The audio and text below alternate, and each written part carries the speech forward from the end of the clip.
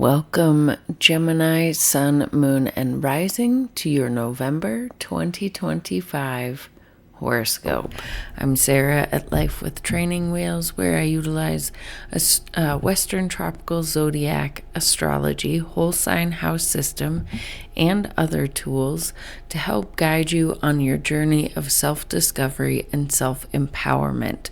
My goal is to help you realize that life really is a choose-your-own adventure. You have more control over your life and your thoughts than you think you do, and we really do make this world our reality. One of my favorite quotes is, "Wherever you go, there you are." So if you keep finding yourself in certain situations, good or bad, it may be a time to look into the mirror.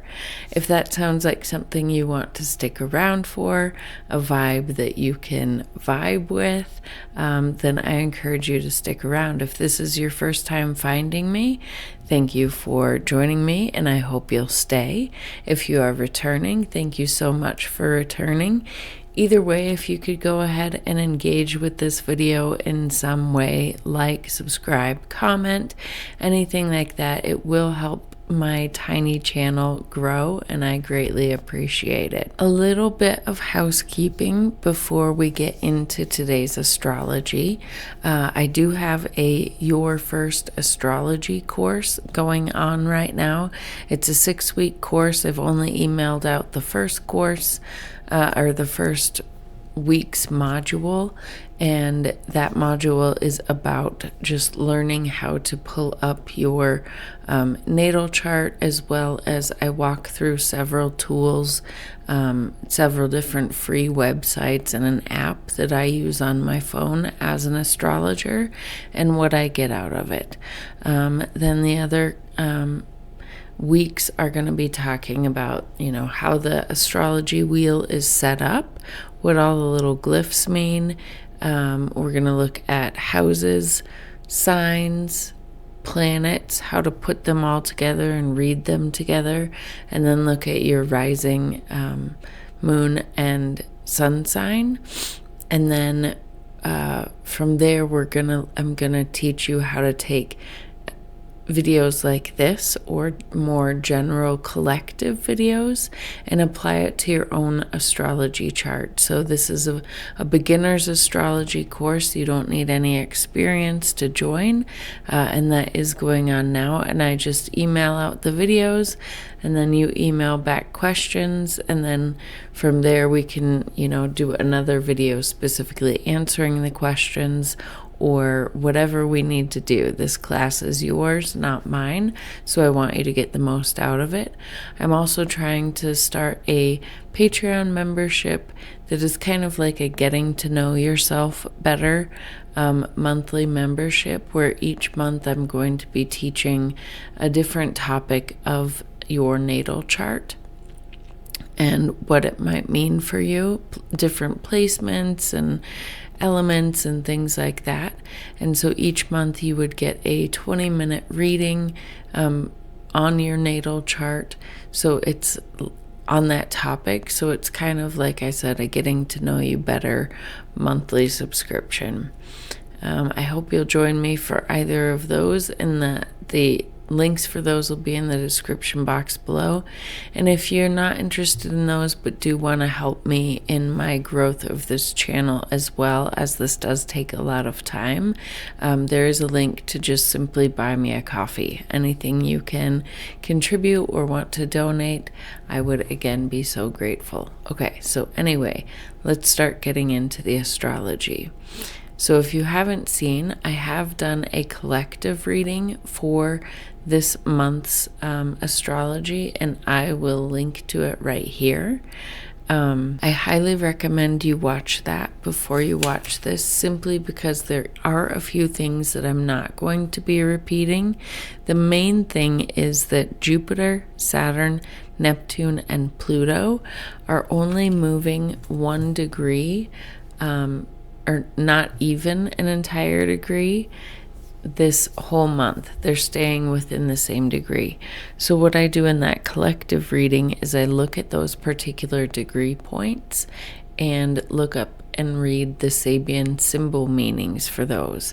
And Sabian symbol meanings for each degree kind of gives a more holistic view of what we're being asked collectively and individually to look at, and like where we are on our evolution's path at this moment of time. And it adds a lot. So I do encourage you to go watch it. The other thing, if you aren't sure how to pull up your natal chart and want to see, if you have any planets or points engaging with this month in particular, I do have a link, a video that I will link right here that teaches you how to pull up your natal chart for free. So check those out. And now let's get into it. So just in case you are not going to watch the collective reading, I will briefly go over the main astrology that I see of this month. And the biggest thing is that all month long we're going to be having a grand water trine. Water is the element that asks us to go with the flow. So we're being asked to go with the flow this month. That's the main message. Water is also very emotional, so we might be a little bit more emotional this month. It's also more intuitive, though, so you may be getting more dreams happening. You may be just feeling like your intuition is more on point. You might suddenly know things or suddenly feel things as perhaps psychic senses come online for you. So those are some things that we could see this month that's really exciting. A lot of Jupiter is involved in this, so there is a lot of opportunity and blessings and abundance perhaps available for us this month with this Water Grand Trine. But sometimes when things are flowing so easily and so nicely, we might miss seeing the opportunities because everything just feels easy. So we might miss the opportunity to take action on something and really get the blessings that are trying to come to us. So a lot of times when there's a lot of trine or sextile energy, you need some type of friction, either to help you see the blessings or to just provide like an action point, right? And luckily this month there are two things that are happening, two main points of challenge, I guess, that are happening all month long that may help us activate those things. So one is a square between Jupiter and Chiron in Aries, and we'll look to see where that is, but that is providing a lot of healing opportunity for your I am wounds, where you've kept yourself small for the sake of others and things of that nature. And that in and of itself may help activate or capitalize on the blessings that are trying to come to you. The other thing is in Scorpio, the thing that's keeping this Grand Trine active is the parade of personal planets going through Scorpio this month. And those parade of planets are all going to be making an opposition to Uranus. So Uranus is the planet of where we break out of the box, where we want to do things differently, sudden things happening in our world, I would say to us, but I don't subscribe to that. Everything happens for us. Sometimes we just can't get out of our own way, so the universe has to shake things up to get us out of our own way. And it can also be the planet of like sudden insights coming in, sudden knowingness. So those types of things can be activated for you. So now let's go ahead and pull up your chart and look to see what's going on. Okay, Gemini, I have got your chart up on the screen. And so this month, this grand water trine that we've been talking about is in your work houses, basically. So it's in the 10th, the 2nd, and the 6th. So all three of these houses have to do with work, right? 10th is our career and our public reputation. 2nd is our money and what we do with our money, how we spend our money, our value system. And then the 6th house is the house of like our daily habits, routines, work, and how we serve others. It can also be pets. But so this month is going to be a month that is got a lot of flow in your work areas, your money areas, your how you serve others. It's going to be a month where there's a lot of opportunity and flow and perhaps some busyness in your work and your daily routines and things of that nature. It's probably going to be a very busy month in that regard. But the energy is flowing and there is abundance and opportunities, and we will get into that. We'll go into each of these houses individually. So let's go ahead and start with the 2nd house, your house of money and values and resources. This is where Jupiter is for you this month. Whatever Jupiter touches, it expands, it grows, it brings opportunities for abundance. Now, on the negative side, it can bring too much of a good thing. And the danger here in the 2nd house is often also related to how we nourish ourselves and the foods we eat and everything. So and the material possessions that we enjoy and things like that. So with Jupiter here, there could be a potential to overindulge, to be a little too gluttonous in those things, and, perhaps to spend our money in an unwise fashion. But on the other side of that, there's a lot of abundance for taking better care of our health, and opportunity for gaining more resources, for gaining more income, for being more wise with our budgeting, because Jupiter can be a very wise planet as well.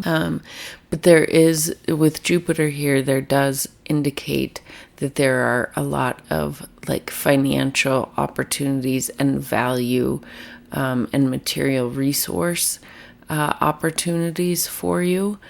But you might have to keep your eyes open for them, right? And this Jupiter in the 2nd house could be giving these opportunities to your 6th house of work and service to others and health routines and things of that nature, or giving you opportunities in your career or public reputation, things of that nature. Could be sending or receiving blessings, financial blessings from the opportunities that you're getting in these other areas.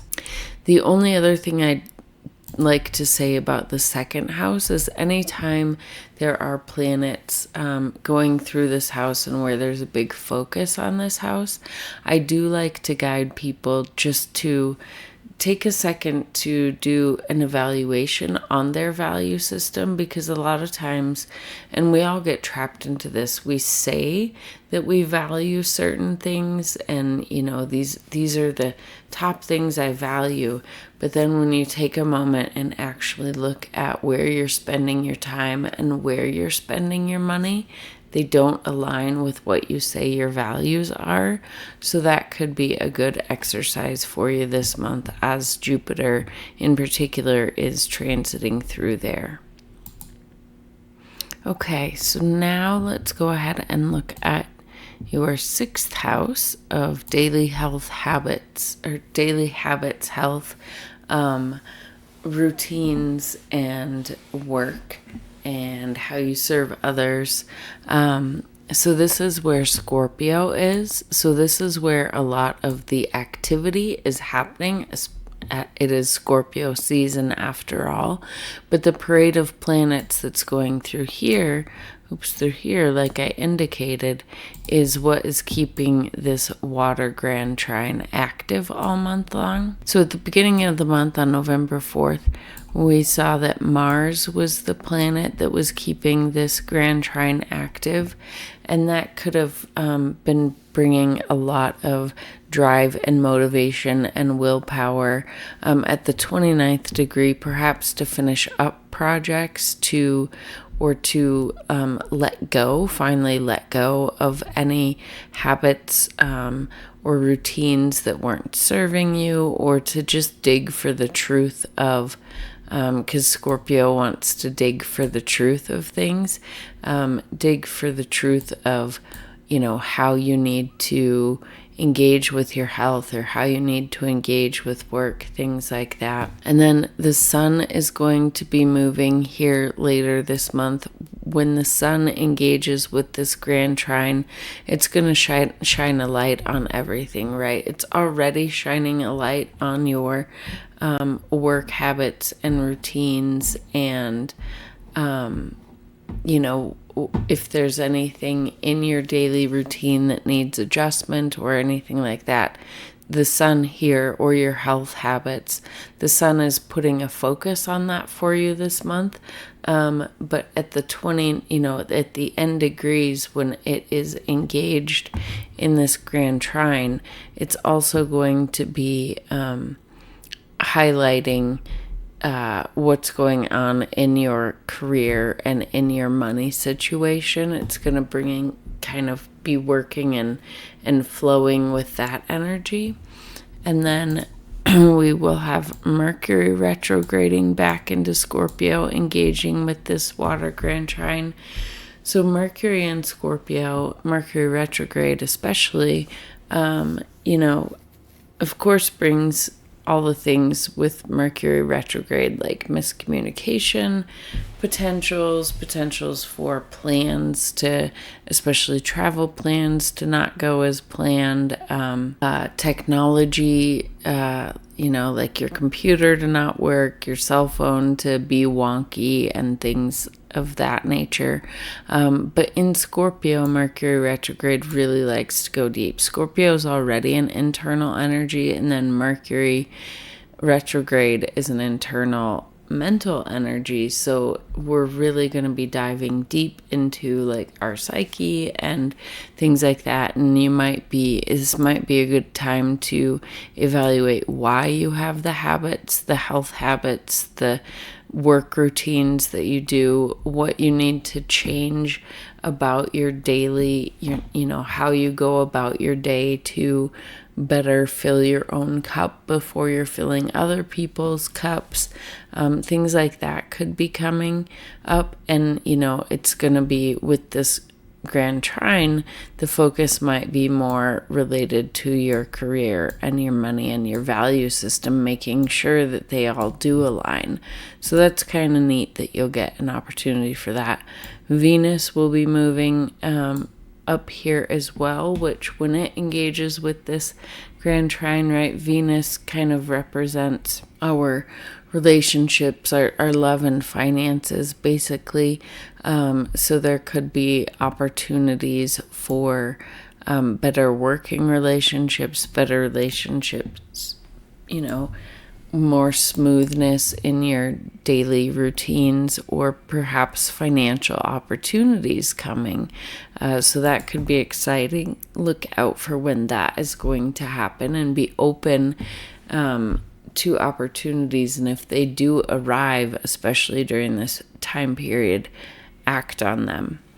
And then we will also have a new moon here later this month, bringing lots of new opportunities, new work opportunities, new health opportunities, and also, engaging with this Grand Water Trine. So those new opportunities will likely be related to career, public image, money, resources, things of that nature. So that is super exciting. But then also, like we talked about at the beginning, when there's this beautiful flowing energy between these houses and lots of opportunity for growth and abundance and things coming in ease, things might feel like they're coming in easily.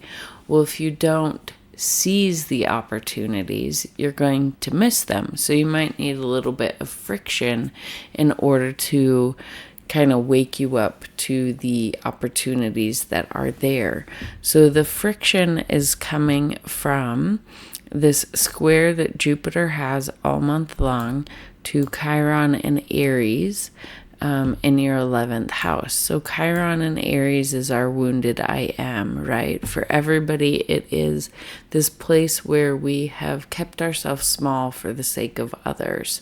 But for you in particular, being in your 11th house, this is probably related to you staying small in regards to your friends, your friendship groups, the groups that you belong to, maybe not feeling like you can wholly and completely be yourself, things of that nature. And so you're going to be getting a lot of opportunity to heal that. And the opportunity is going to be potentially coming from your second house of values. So it might be more of this thing where you are having opportunities this month to evaluate your friendships and to make sure, have you stayed small because these friends or these groups that you belong to don't actually align with your current belief systems, don't align with your current value systems. So there could be some readjustment there and realization like, I've kept myself small because I don't feel comfortable sharing because these people don't actually share my same values. Or it could be, okay, I do love these people. They don't share my values, but that doesn't mean that I should stay quiet. I can be respectful and be truthful and be heard just as the way that I am hearing them. And, maybe it might build some stronger friendships, some stronger group alliances, or, just potential opportunities for alliances that do fall more in line with who you are. And then the other thing is all month long, this parade of planets in Scorpio is going to be opposing Uranus over here. And Uranus is the planet of disruption and shakeups and sudden intuition, sudden insight, sudden knowingness. It's where we want to break out of the box and do things differently. And so at the beginning of the month up until November 7th, it was in your first house, kind of shaking up.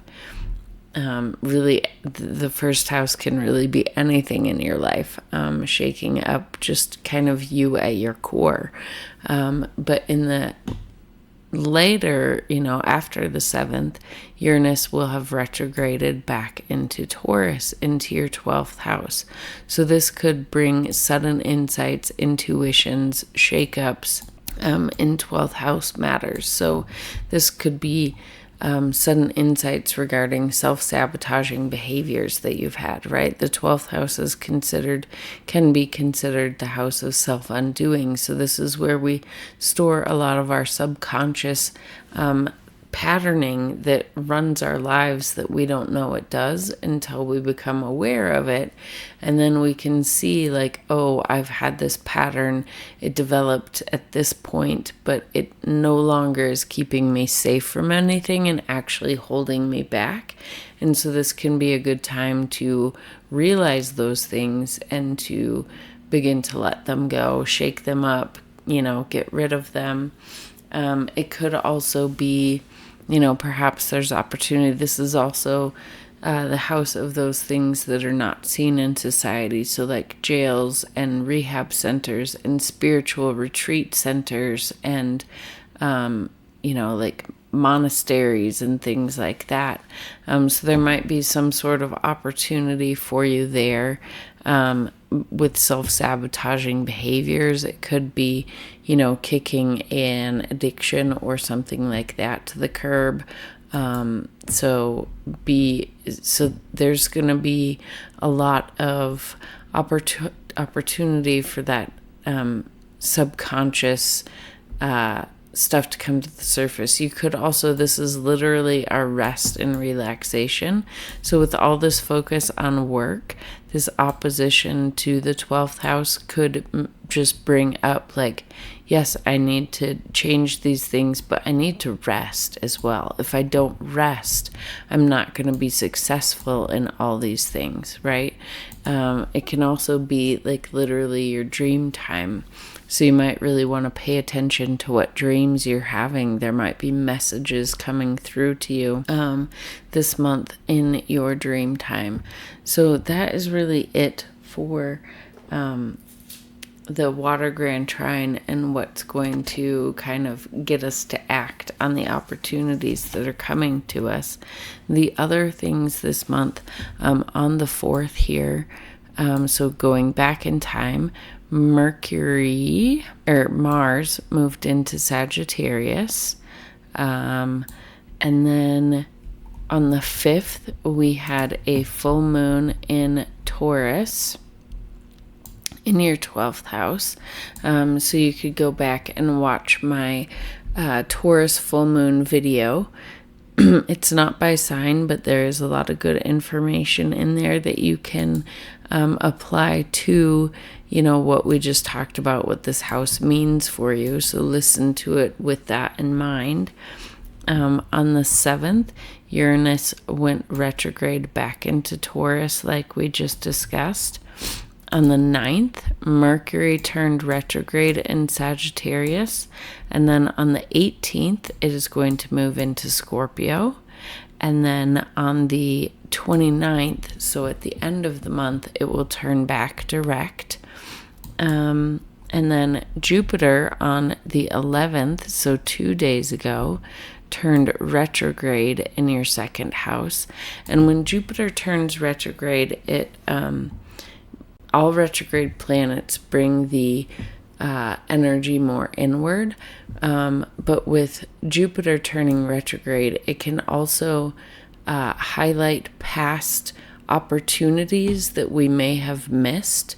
So if there have been financial opportunities or resource type opportunities or value system opportunities that have come to you in the past, that maybe, you let go by, those could be coming back around after the 9th. So keep your eyes open for that. Otherwise, it's just a good time to look internally to see, especially with Jupiter here and bringing the abundance energy inwards, it could really be a great time to just develop an attitude of gratitude for the resources that you do have and really focusing on that for the rest of the month. And then we have on the 19th will be the new moon in Scorpio, bringing lots of new opportunities to you for your 6th house of daily habits and health and work. And then on the 27th, Saturn will turn direct. And this is beautiful. Oh, we haven't talked about the 10th house. So let's do that now. So at the end of the month, Saturn will be turning direct, which is beautiful that this is the first of the outer planets turning direct, because Saturn wants to build foundations, right? It wants to build boundaries. And we've been doing all this work, which I'll talk about in a second, in Pisces, especially at these final degrees, of releasing those things that are no longer serving us, of realizing where we have succumbed to where we have either been deluded by others and been deceived by others, or where we've deceived ourselves. Pisces is an area, wherever Pisces falls in your chart, is an area where you may lack boundaries.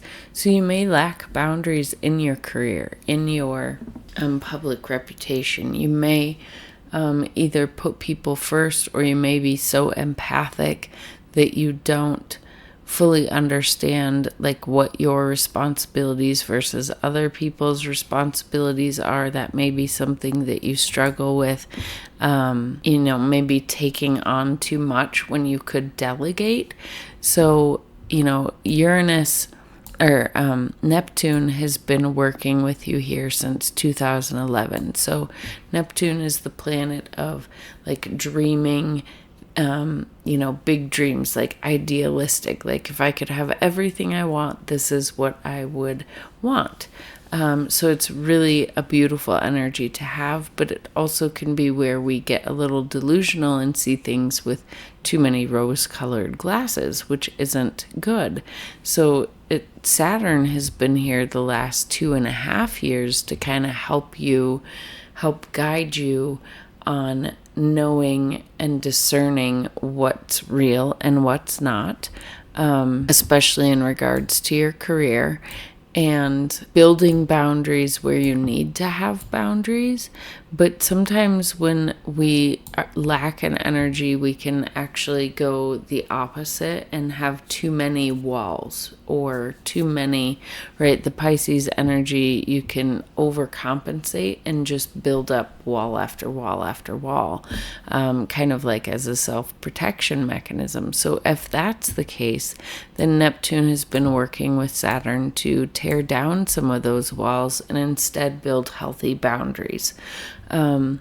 So up until the point on the 27th, when Saturn turns direct, we're, given this final opportunity to really master these skills, to really have that discernment on what boundaries are necessary, what's a wall versus what's a boundary in your work environment, how to delegate, things of that nature before these planets move back direct and move into Aries next year, where you're going to be starting the new you, and really, coming into your own and taking these skills and moving them forward in your life.